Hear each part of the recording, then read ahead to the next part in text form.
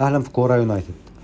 هنناقش نقط الاسبوع التاني والنتائج الماتشات واللي حصل فيها، وهنبص بصة على نقط الاسبوع الجاي. انا لحد دلوقتي قبل ماتش ارسنال وكريستال بالاس جايب 55 نقطة، ترتيبي على مستوى العالم، برغم ان شارة الكابتن ما ظبطتش معايا، بس يعني اوكي. في الاخر الترتيب العالمي 87,939 على مصر 8284.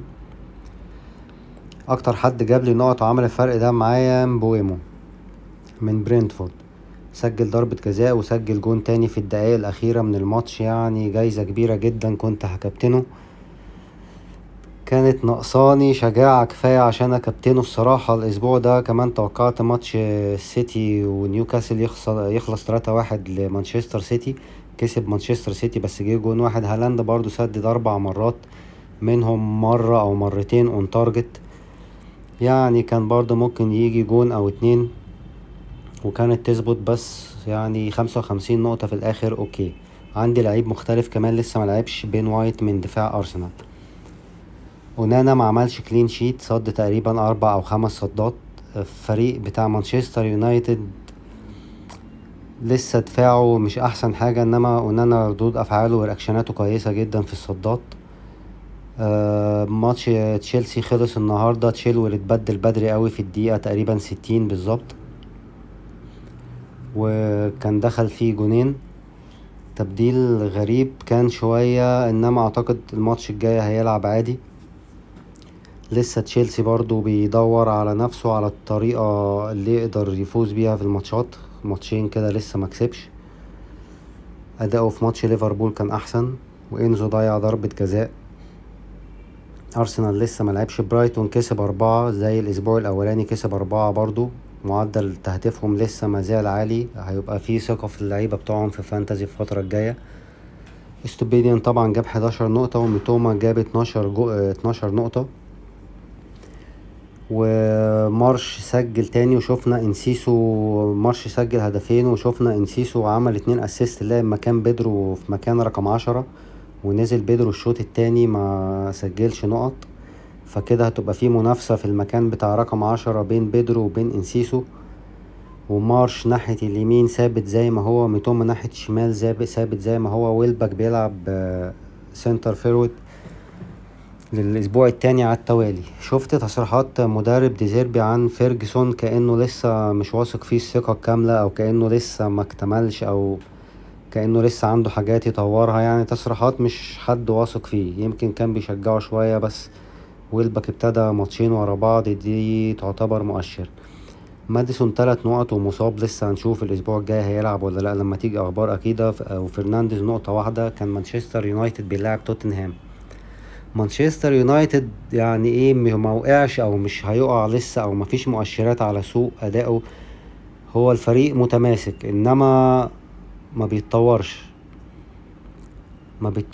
نفس مستوى الموسم اللي فات، وبرضه مفيش كرياتيفيتي كفاية، وانهاء الهجمات يعني سيء جدا جدا. عدم وجود راشفورد على طرف الملعب ناحية الشمال او حتى اليمين، وجوده في نص، وجوده في الصندوق في عمق الهجوم تقريبا مختفي خالص. وبتروح فرص كتير جريناتشو ما بيعرفش ينهيها، وفرص كتير لأنتوني ما بيعرفش ينهيها. وفرنانديز برضو ابتدى زي الموسم اللي فات يرجع ورا خالص في عمق ملعبه في نص الملعب علشان يحرك الهجمة ويلاقي الكرياتيفيتي، وسعره غالي هو وراشفورد، يعني محتاجين تفكير فيهم.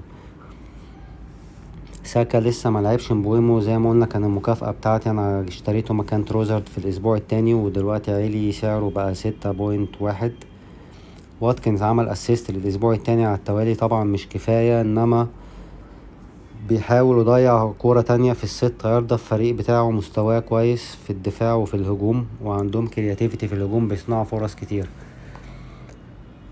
وهالاند كان الكابتن في ماتش نيوكاسل ومانشستر سيتي، اتكلمنا عليه.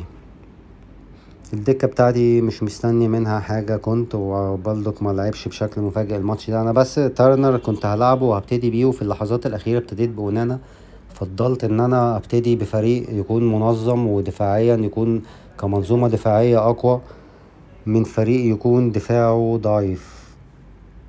يعني في الاخر كل واحد فيهم جاب نقطتين، انما توتال النقط بالنسبة لي كان يعني كويس. هي المفاجأة الوحشة بس من شيلوي خصوصا ان هو اتبدل وكان كرييتيف جدا ناحية شمال، ولما خرجت اتأثرت الكرياتيفيتي في الفريق، كان تغيير غريب.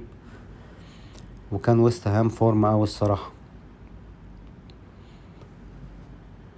فانا بالنسبة للاسبوع الجاي فريقي تقريبا يعني هيبقى زي ما هو، مازال بيجيبوا نقط، مازال خطتي ماشية زي ما انا راسم لها.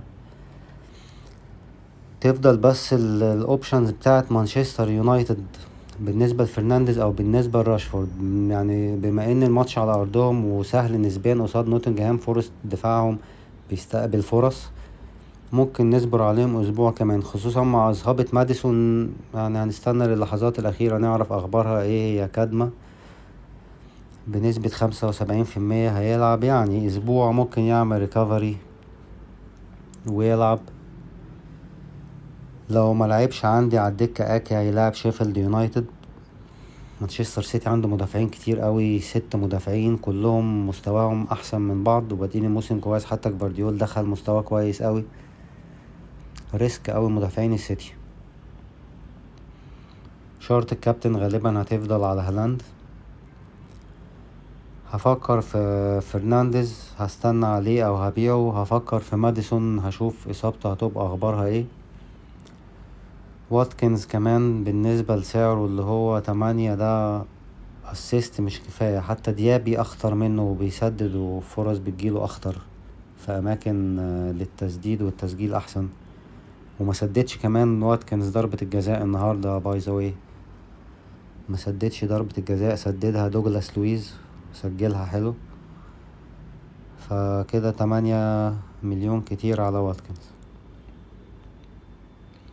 الناس اللي ما جابتش سكور كويس، الافريج 33 مش حلو. الناس اللي ما جابتش سكور كويس وفيلت شارة الكابتن معاهم، او اللي كابتنه صلاح حتى وضيع ضربة جزاء وما ظبطتش معاهم، يعني الموسم لسه في اوله. واحلى حاجة في الفانتازي ان هي دايما فيها الاسبوع الجاي، حتى الاسبوع ال38 في اخر الموسم، بعدها بشهرين في الاسبوع الاول في الموسم الجديد. وفكر دايما في الاسبوع الجاي، وفكر في الاوبشنز اللي عندك واستمتع باللعبة. واخترت الكابتن ما ظبطش معاك، يظبط المرة اللي بعدها. يعني في الاخر انت بتاخد القرار وتحمل نتيجته، سواء ايجابية تستمتع بيها سواء سلبية تحمل نتيجة قرارك وتخش في الاسبوع اللي بعده على طول.